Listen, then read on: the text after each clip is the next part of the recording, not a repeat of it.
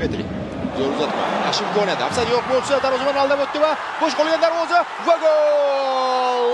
37-daqiqada mana nihoyat bizda hisob ochildi.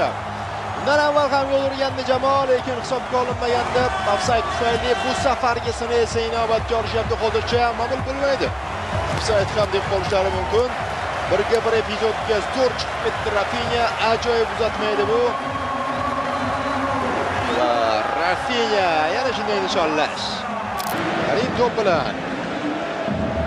Karimning uzatmasi. Ona emas edi uzatma. Va kulgili gol bu do'stlar. Laporte nima qilyapti? Gordonga, yo'q, Ferminga tayyor golni sovg'a qilyapti bu axir. Voy, mana bu golni qarang. Karimning uzatmasi va kuchli-yu, qaysidir ma'noda balki golga assist berdi, lekin aslida bu assist Laportega tegishli. Unai Simon Xayro. Birinchi bo'limdagi seyvlari ham mana endi uchib ketdi. 2-0 82-daqiqa bu nafaqat 2-0, balki bu ruhiy zarba ham bunday o'tkazib yuborish bir tomondan bir sharmandalik holat ham deyish mumkin.